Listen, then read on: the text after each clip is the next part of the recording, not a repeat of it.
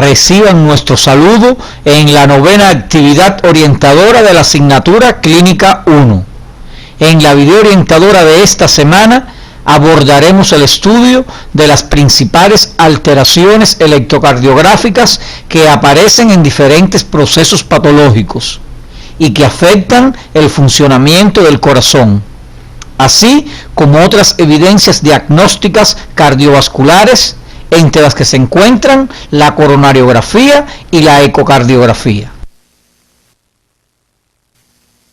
Al terminar la actividad orientadora de hoy, serán capaces de rememorar los principales elementos que componen el electrocardiograma y sus características normales, identificar los trastornos del ritmo cardíaco y los bloqueos de rama, reconocer los signos electrocardiográficos de cardiopatía isquémica como la lesión, la isquemia y la necrosis, y valorar la importancia de la coronariografía y la ecocardiografía en el diagnóstico de las principales afecciones cardiovasculares.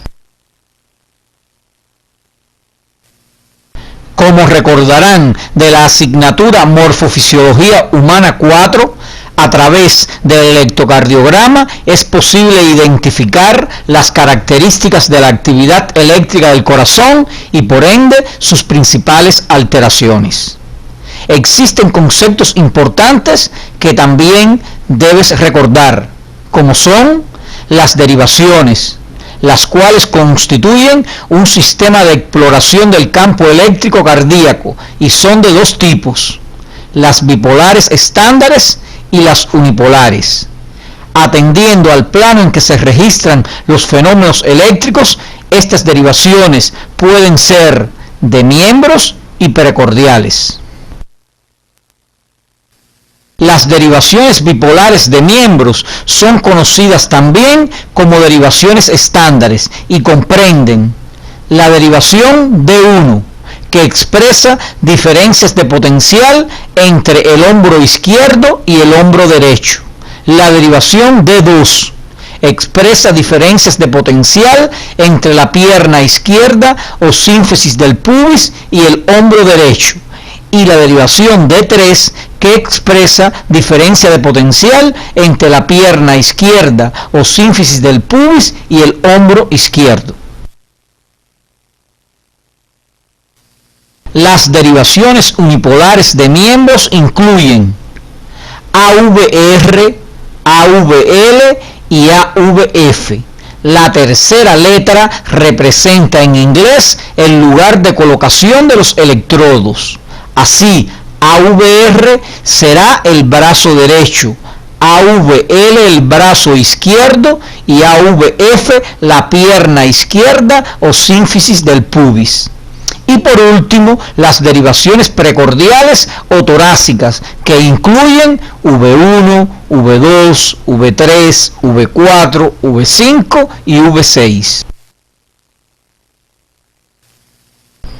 La lectura de un electrocardiograma no se logra sin un análisis sistemático de cada uno de sus accidentes, para lo cual es bueno proceder siempre del mismo modo y según una secuencia preestablecida.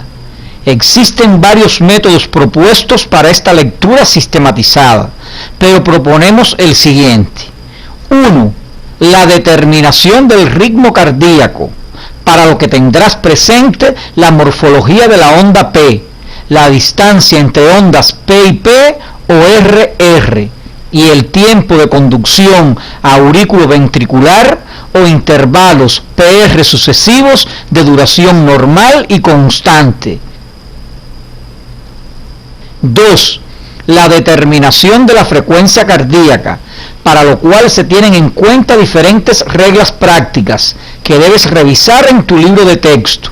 En la imagen te mostramos una de ellas, que consiste en dividir 1500 entre el número de cuadros pequeños existentes entre dos ondas R de una misma derivación. 3. La determinación del eje eléctrico. Su forma de realizarlo lo deben recordar y o revisar en la asignatura Morfofisiología Humana 4. 4. El estudio de la onda P, como recordarás, traduce la despolarización auricular. Es generalmente positiva en las 3 derivaciones estándares y negativa en AVR. 5. El estudio del intervalo PR. Su duración normal varía entre 0,12 a 0,20 segundos. Se mide generalmente en D2.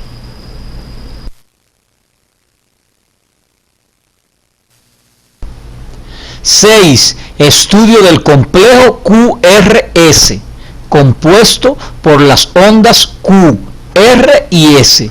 Este complejo representa la despolarización ventricular. Las 3 ondas no tienen que aparecer necesariamente y sus principales características se muestran en la imagen que aparece en la pantalla. 7. Estudio del segmento ST. Es un trazo grueso isoeléctrico que va desde el final del complejo QRS hasta el inicio de la onda T. Representa el período refractario absoluto del corazón.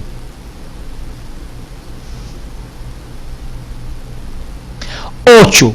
Estudio de la onda T.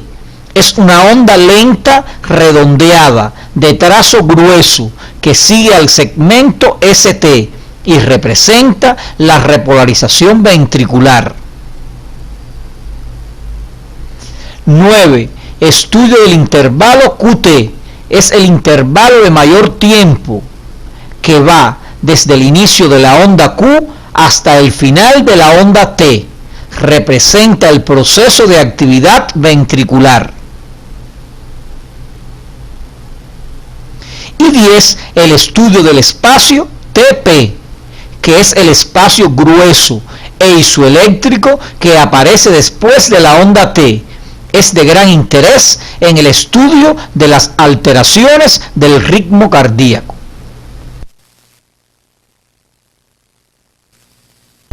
Hemos rememorado hasta el momento las principales características de los componentes normales de un electrocardiograma. Pero también es oportuno que recuerdes el sistema excitoconductor del corazón para que puedas entender con más facilidad los trastornos del ritmo cardíaco. El estímulo eléctrico se origina en la aurícula derecha, en el nodo sinoauricular, por lo que se le denomina marcapaso primario. Su acción es automática. El ritmo cardíaco gobernado por este nodo se denomina ritmo sinusal.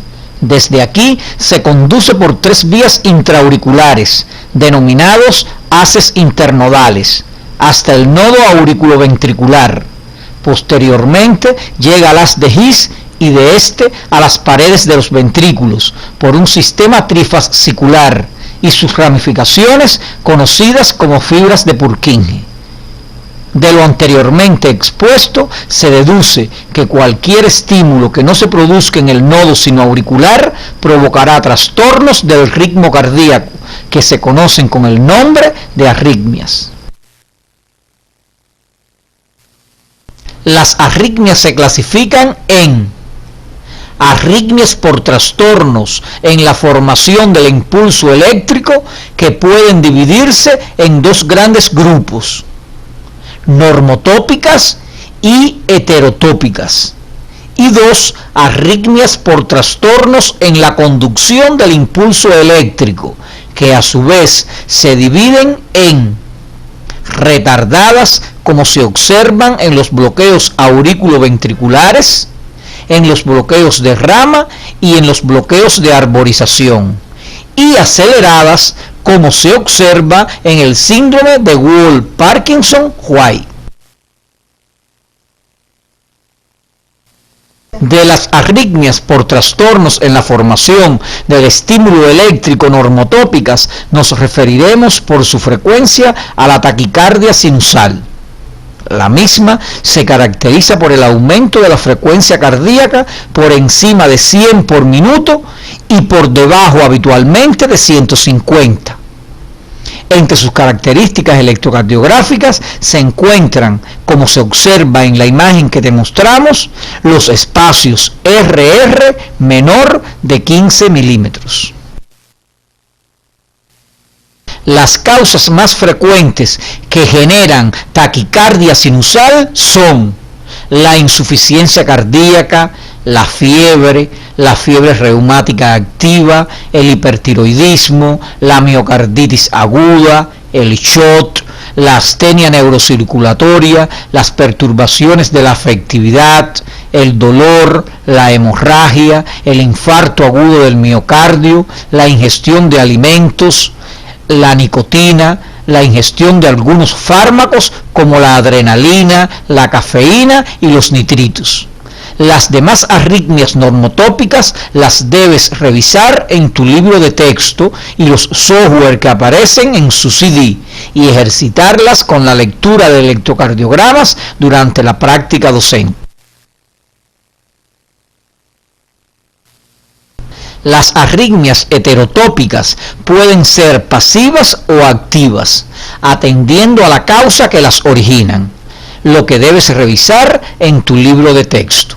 En la actividad de hoy nos referiremos al flúter o aleteo auricular, que se debe a un movimiento circular del estímulo que recorre los alrededores de los orificios de las venas cavas, o bien a la existencia de un marcapaso ectópico auricular de gran frecuencia. Los criterios electrocardiográficos más importantes son ondas P de frecuencia muy rápida e irregular que le dan a la línea de base un aspecto festoneado o en serrucho, y complejos QRS de tipo supraventricular con frecuencia regular. Observa el trazado electrocardiográfico que te estamos mostrando. Las causas más frecuentes que originan este tipo de arritmia son la enfermedad de las arterias pulmonares, el cor pulmonar, la enfermedad valvular reumática y raramente inducido por digital. Otra de las arritmias heterotópicas de presentación frecuente en la práctica médica diaria es la fibrilación auricular, la que se caracteriza por una rápida e irregular despolarización parcelaria de las aurículas, que da por resultado una serie de contracciones pequeñas y frecuentes sin que exista una sístole efectiva desde el punto de vista mecánico. Los criterios electrocardiográficos para su diagnóstico son ausencia de ondas P. Se observan en la línea isoeléctrica una serie de ondulaciones ligeras e irregulares que son denominadas ondas F, las que se aprecian mejor en las derivaciones de 2, V1 y V2. Y el registro asincrónico de los complejos QRS, o sea, que no existe una distancia regular entre estos complejos. Las causas principales que la producen son la cardiopatía aterosclerótica, la cardiopatía reumática, la cardiopatía hipertensiva, la cardiotirotoxicosis, la insuficiencia cardíaca congestiva y en ocasiones en sujetos aparentemente sanos de forma paroxística. Otra de las arritmias heterotópicas lo constituyen los extrasístoles, que son excitaciones del miocardio nacidas antes de tiempo, es decir, son latidos que se adelantan al ritmo de base. Se clasifican según su foco de origen, pueden ser supraventriculares y ventriculares. Los supraventriculares se localizan en la aurícula y en la unión aurículo-ventricular, donde pueden ubicarse en la porción superior, media o inferior de esta. Según su frecuencia y morfología, los extrasístoles se clasifican en aislados y frecuentes. Estos últimos pueden ser bigeminados, trigeminados, pareados, en salva, interpolados, polifocales y R en T. Los extrasístoles auriculares son contracciones originadas en las aurículas y tienen las siguientes características. Presencia de onda P positiva, si se origina en la porción alta de la aurícula, y negativa si es en la porción baja. El intervalo PR es de 0,12 segundos o superior. El complejo QRS es de tipo supraventricular y no existe pausa compensadora completa. Los extrasístoles nodales debes revisarlos en tu libro de texto y en el software de electrocardiografía que aparece en su CD. Por último, dentro de este tipo de arritmias nos referiremos a la taquicardia paroxística supraventricular, en la que se producen una sucesión ininterrumpida de extrasístoles. Los criterios electrocardiográficos para su diagnóstico son: su frecuencia oscila entre 150 y 200 latidos por minuto, generalmente. Tienen onda P, pero rara vez suele ser identificada. El complejo QRS es de tipo supraventricular, con morfología y duración normales. Existe ligero desnivel negativo del segmento ST, a veces con onda T negativa, por cambios secundarios a la taquicardia o primarios por insuficiencia coronaria. Los mismos aparecen de forma esporádica y son de comienzo y final súbitos. Los extrasístoles ventriculares son contracciones prematuras originadas en las paredes ventriculares o en una de las ramas del haz de His. Son los más frecuentes en la práctica médica. Sus características electrocardiográficas son: no están precedidos de ondas P usualmente. No hay intervalo PR. Los complejos QRS son aberrantes o no parecidos al complejo de base. Tienen ondas T oponentes y de gran voltaje. Poseen pausa compensadora completa, la que consiste en el espacio diastólico alargado que existe después de un extrasístole. Observa el trazado electrocardiográfico que te estamos mostrando con este tipo de arritmia. Los extrasístoles ventriculares pueden ser bigeminados, trigeminados, multifocales, en salvas, pareados, entre otros. Estudia estos contenidos en la bibliografía básica y complementaria que aparece en tu CD y observa algunos ejemplos que te estamos mostrando en la pantalla. En este momento pasaremos a abordar el estudio de las arritmias por trastornos de la conducción del estímulo eléctrico, de las que nos referiremos a los bloqueos aurículo-ventriculares. Los bloqueos aurículo-ventriculares pueden ser de primer grado, de segundo grado, que a su vez pueden tener dos formas, MOVIS 1 y MOVIS 2, y el bloqueo aurículo-ventricular de tercer grado. El bloqueo auriculoventricular de primer grado se reconoce por las siguientes características electrocardiográficas. El intervalo PR tiene una duración mayor de 0,20 segundos. Es frecuente en las siguientes entidades: causas funcionales, como se observa en los atletas, y en afecciones degenerativas del miocardio, el reumatismo articular agudo y en la difteria, y otras causas como son las tóxicas, como se observa en la intoxicación digital. El bloqueo auriculoventricular de segundo grado se clasifica en MOVIS 1 y MOVIS 2.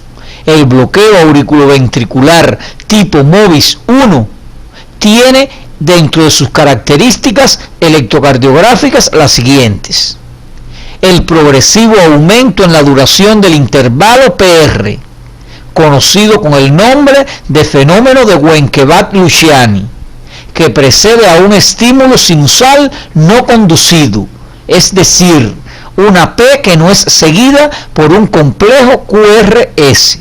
Después que no se conduce una onda P, el próximo intervalo PR es más corto.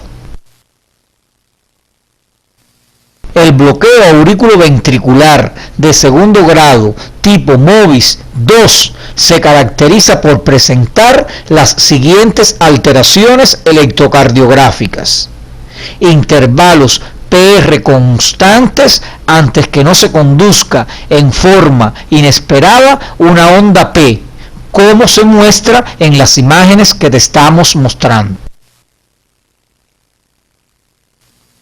En el bloqueo auriculoventricular de tercer grado, el estímulo originado en la aurícula no puede atravesar el nodo auriculoventricular y los ventrículos tienen que latir con ritmo propio, estableciéndose un ritmo pasivo.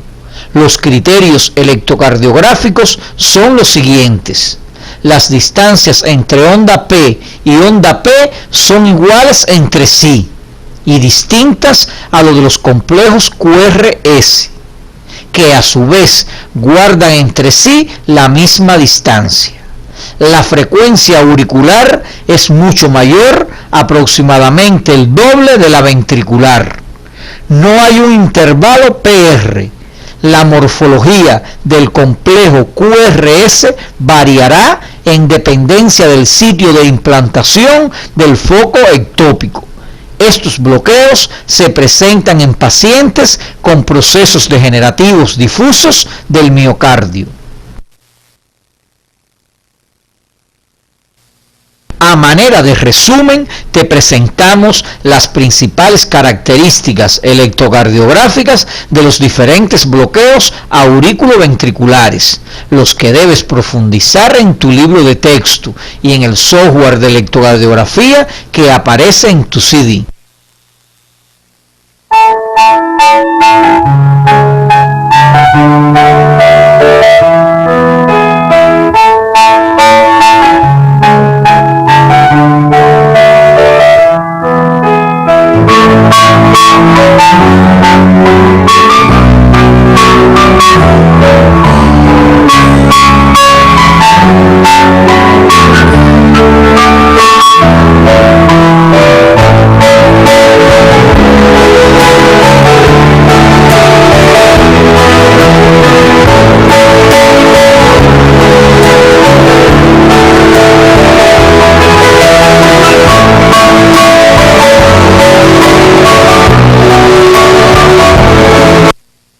Los bloqueos de rama consisten en una interrupción o retraso del paso del estímulo eléctrico por una de las ramas del haz de His. De estos estudiaremos los bloqueos completos de rama izquierda y de rama derecha. Los bloqueos fasciculares deben revisarlos en su libro de texto y en el software de electrocardiografía que aparece en su CD. El bloqueo de rama izquierda se caracteriza electrocardiográficamente por complejos QRS anchos mayores de 0,12 segundos o más en las derivaciones de 1 a AVL, V5 y V6. Si es menor de 0,12 segundos, se dice que es incompleto. Ondas R melladas en V5 y V6. En las demás derivaciones puede adoptar diferentes morfologías.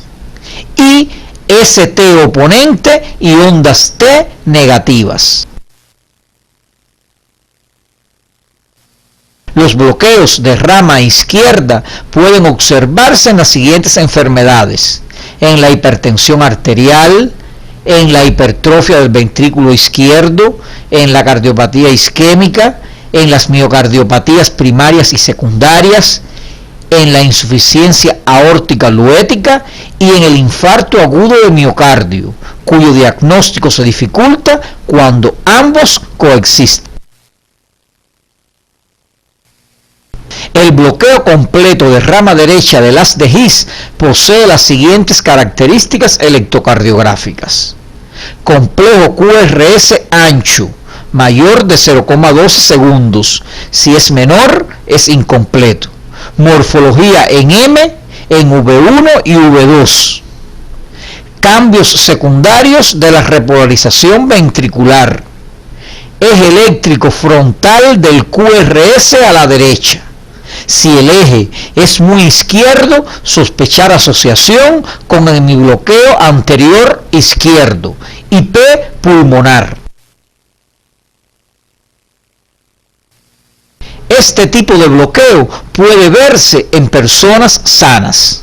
Se observa además en la hipertrofia ventricular derecha, en la enfermedad pulmonar obstructiva crónica, en el cor pulmonale, en las miocardiopatías y en las miocarditis.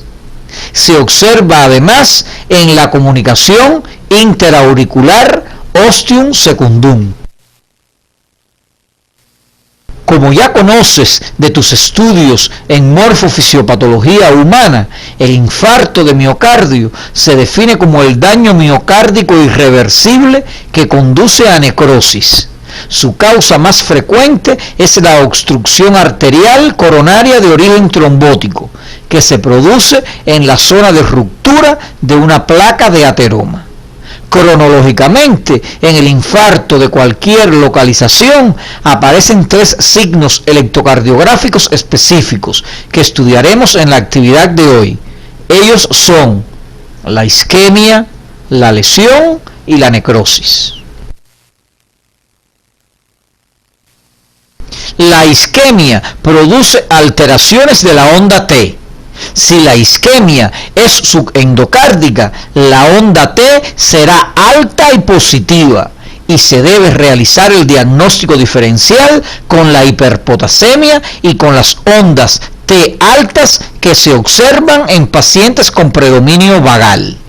Cuando la isquemia es subepicárdica, la onda T es negativa y deberás realizar el diagnóstico diferencial con alteraciones secundarias al crecimiento ventricular izquierdo, en los bloqueos de rama, en las pericarditis o en el síndrome de preexcitación ventricular.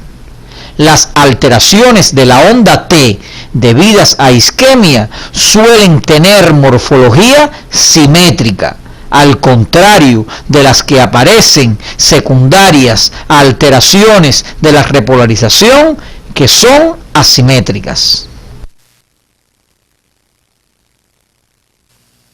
Otra de las alteraciones que se presentan en un paciente que sufre una cardiopatía isquémica es la lesión, la cual se produce cuando existe una disminución severa del flujo coronario y se manifiesta electrocardiográficamente como alteraciones del segmento ST.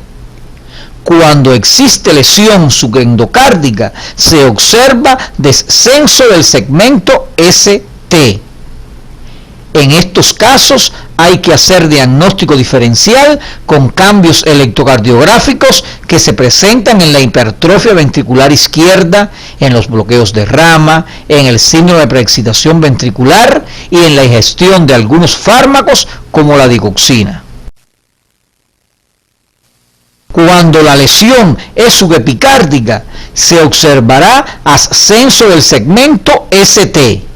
En este caso, hay que realizar el diagnóstico diferencial con las pericarditis, los aneurismas ventriculares y en la repolarización precoz. Cuando se necrosa el miocardio, no se produce ninguna fuerza eléctrica. Si la necrosis afecta a todo el miocardio, no se registran vectores a ese nivel. Y si se registra la actuación de otros segmentos opuestos, Lo que se genera es una onda Q que tiene las siguientes características: duración mayor o igual a 0,04 segundos, amplitud de un cuarto o el 25% de la onda R, lo que sería una onda Q profunda, la presencia de complejo QS en ausencia de bloqueo de rama izquierda, y la presencia de onda Q en una derivación que habitualmente no tenga onda Q, como es en V1, V2 y V3. Si la necrosis no es transmural y persiste en zonas de epicardio sin necrosar, la onda Q se seguirá de una onda R variable.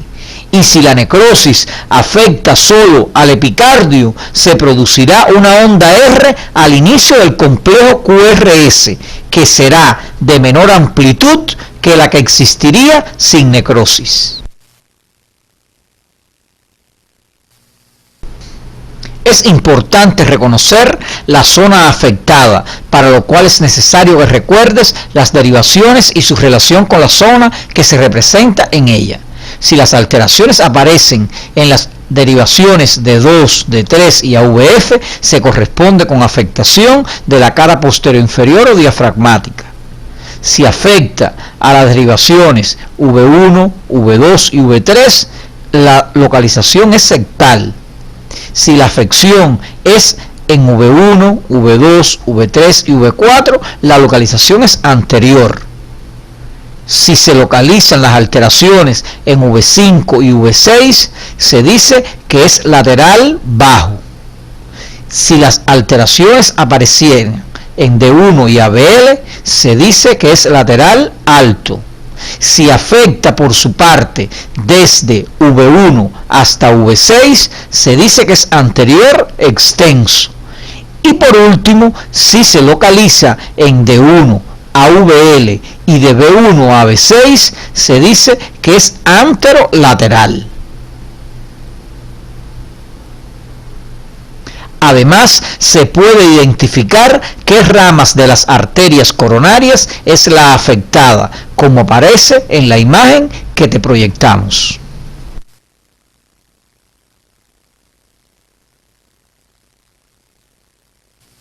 Resumiendo, podemos señalar que la evolución de un infarto transita las siguientes alteraciones electrocardiográficas: isquemia, aparición de ondas T negativas y sus características distintivas, lesión, supradesnivel del segmento ST, y la necrosis caracterizada por la presencia de onda Q.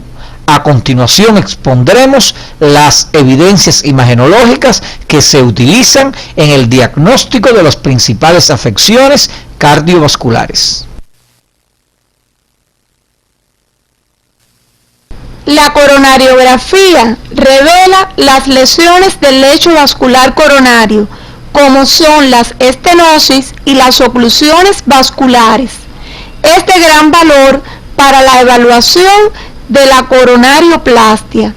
En la imagen se observa una coronariografía que muestra estenosis arterial. Esta coronariografía está realizada por el método tomografía multicorte, donde se aprecia una placa de ateroma en la pared anterior de la coronaria. En esta imagen pueden observar la presencia de una placa blanda, además de placas de ateroma duras en la coronaria izquierda.